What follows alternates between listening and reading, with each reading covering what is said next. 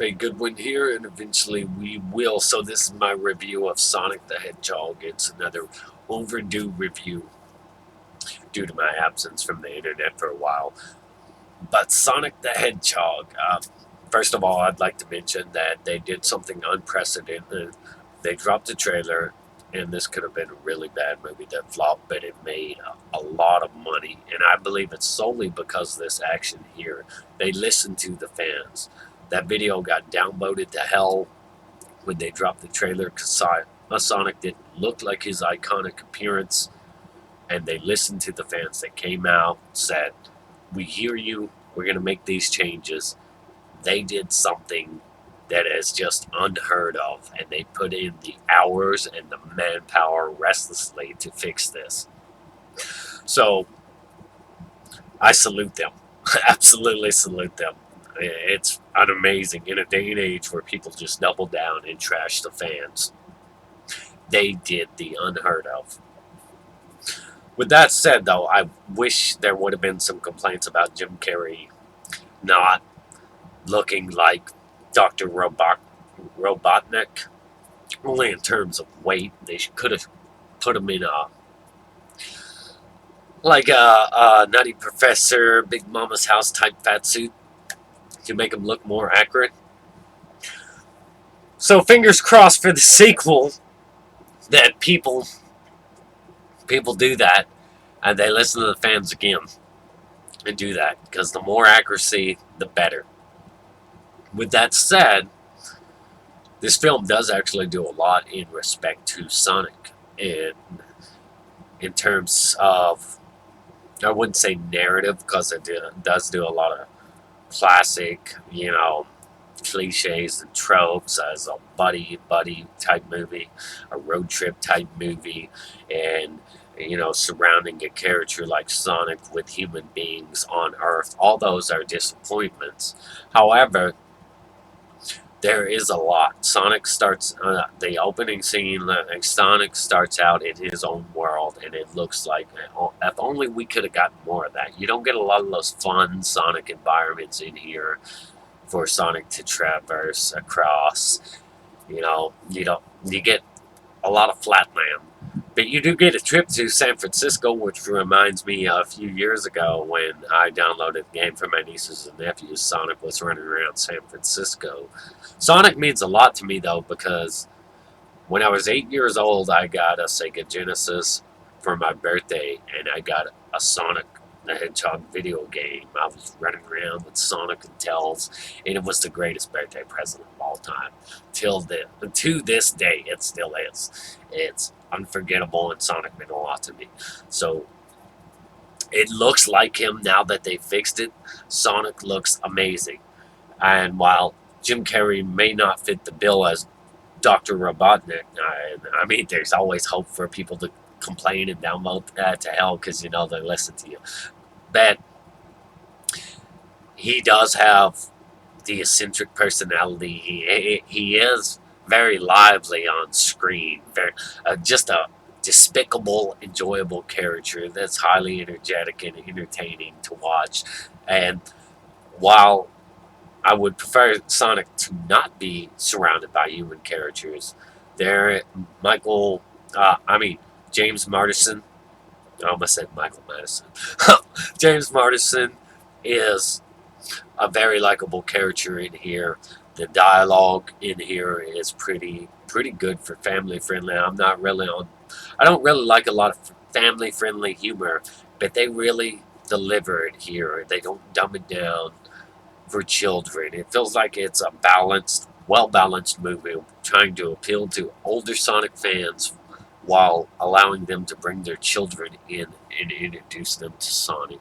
And it really pays off for older and younger audiences. So there are a lot of little things in here that really ring true to Sonic, such as the rings.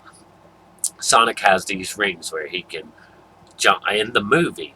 He can use them to jump from world to world, and he loses his rings a lot when he's injured, just like he did in the game. He loses his rings when he's injured, so that was pretty cool. That happens frequently in the movie.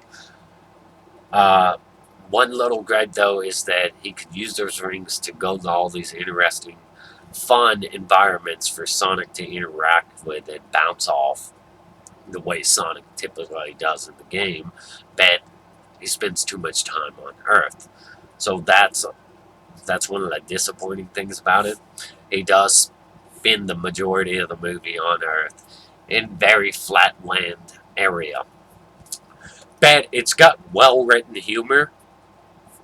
Yeah, a kind of witty dialogue, likable characters, even the human characters. I remember there's this scene where this wife has two cakes for a special announcement as a sort of, this could go either way. She's prepped for both. That was pretty cool. That made me laugh. Overall, though, the action, the comedy, the dialogue, it's all pretty good. Now, like I said, it is full of cliches and tropes. The road trip type movie, surrounded by humans, this type of character surrounded by humans. But it is better than most video game movies. And, it's slightly above average. I believe that it made as much money as it did because they listened to the fans and came out and showed them that they respect them by changing Sonic to his iconic appearance. But there are some really interesting things that make up for it, such as the end credits. Do not overlook the end credits. You want to see what's in them. It's really exciting. Amp you up, hype you up for a sequel.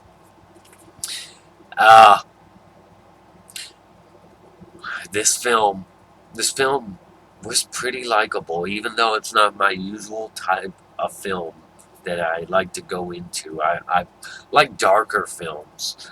But this one, it's safe for the entire family, and it's very enjoyable.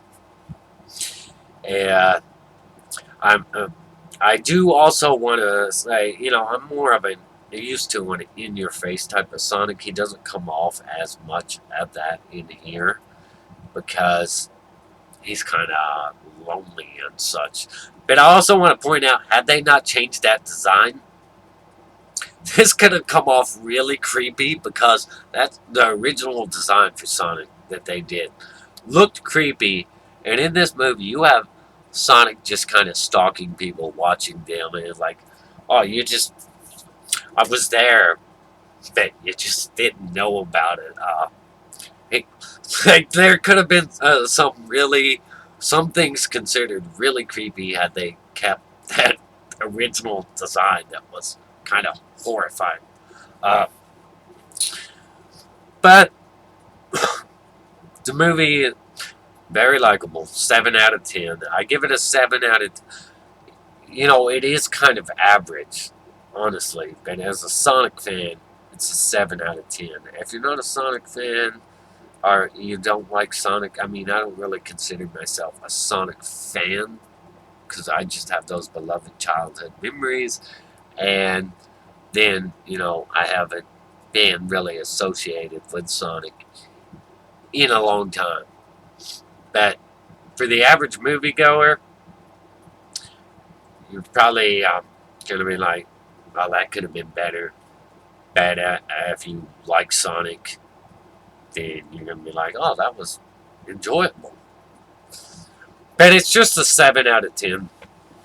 Anyways, rank up that video, share, circulate that video, and subscribe to return for more. Think good one here, and eventually we will. On this one, I think we did. I'm very excited for a sequel. Remember to downvote that next trailer to hell and complain that Jim Carrey should be in a fat suit, and that Sonic should be less on Earth and more in Sonic-like environments and worlds that will make it truly, truly top-notch enjoyable, and probably make it a solid 10 out of 10 next time around. If you listen to those things, make those adjustments, include more Sonic-like characters, and have him in more Sonic-like otherworldly places where he can really interact with the environment and bounce off all those type things. Have Jim Carrey in that fat suit. I think you'll have a solid 10 out of 10. You'll have something unheard of in video game movie adaptations. That's all I've got to say on that one. Stay awesome. Rock on.